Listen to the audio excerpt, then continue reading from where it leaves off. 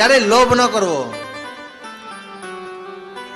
અમુક અમુક તો એવા લોભિયા હોય, દરેકને કહેતા રહીએ આપણે કે કરકસર જીવનમાં હંમેશા કરતી રહેવી, કરકસર દરેકને કરવી, પણ લોભ કેજી ન કરવો. પણ અમુક અમુક તો ભારે લોભિયા. એક નગરની અંદર એક શેઠિયો હતો, તેની પત્ની ને શેઠિયો બંને રહે અને શેઠિયો વેપાર કરે અને પોતાનું ગુજરાન ચલાવે. પણ તે શેઠને એક નિયમ હતું, રોજ સવારે ભગવાનની પૂજા કરે અને પૂજા કરતી વખતે એક દીવો પ્રગટાવે અને જ્યાં સુધી એના મંત્ર ચાલે, એક બે મંત્ર, ત્યાં સુધી દીવાને રહેવા દે.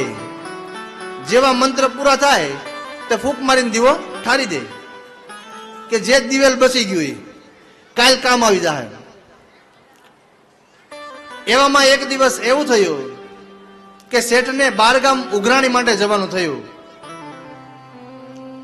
બારગામ ઉઘરાણી માટે જવાનું થયું તો પોતાની પત્નીને કહે કે આજ મારું બપોરનું જમવાનું નહીં બનાવતા, આજે હું બારગામ ઉઘરાણીએ જાઉં છું અને હું ત્યાં જ જમીને આવીશ. જે 1 ટકનું બચી ગયું, 1 ટકનું બચી ગયું. આવા લોભિયા. સવારનો સૂર્યોદય થતા સવારમાં સ્નાન કરી વહેલા ઉઠી ભગવાનની પૂજા કરી દીવો પ્રગટાવી અને ઉતાવળમાં ઉઘરાણી માટે નીકળી ગયા. હજી તો અડધે પહોંચ્યા ઉઘરાણીનું અને પોતાના ગામની વચ્ચે પહોંચ્યા છે, ત્યાં યાદ આવ્યું શેઠને કે આજ તો દીવો ઠારવાનું તો ભૂલાઈ ગયું છે.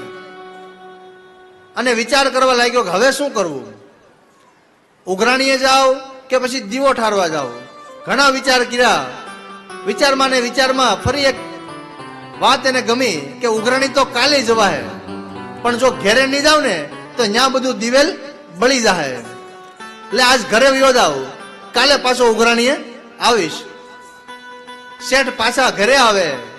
ઘરે આવતાની વેત જ એની પત્ની કહે કે લ્યો આટલી જલ્દી આવી ગયા, તમે તો કીધું હતું ને બપોરનું મારું બનાવતી નહીં, એટલે મેં તમારું જમવાનું નથી બનાવ્યું ને તમે આટલા જલ્દી આવી ગયા. અરે જમવાનું ન બનાવ્યું તો કાંઈ વાંધો નહીં, પણ આજ હું દીવો ઠારવાનું ભૂલી ગયો ને એટલે હું પાછો આવ્યો દીવો ઠારવા હાટું. અરે તમે પણ ખરા છો, તમારા હારે હું એટલા વર્ષથી પરણીને આવી, તમે મને ન ઓળખી? તમે સવારમાં ઉતાવળમાં હતા, જટ ભગવાનની પૂજા કરી ને નીકળી ગયા. મેં જોયું તો તમારો દીવો હજી ચાલુ હતો, ઠારવાનું તમે ભૂલી ગયા, તો મેં ફૂંક મારીને ઠારી નાખ્યો. પણ તમે ખરા છો, ક્યાં શેકથી તમે હાલીને આવ્યા, તમારા પગના તળિયા, તમારા ચપ્પલના તળિયા ઘહાઈ ગયા છે. તો શેઠ કે તે મને ક્યાં હરખો ઓળખ્યો? હજી વળતા તો હું ચપ્પલ માથે લઈને આવ્યો છું. આવા લોભિયા.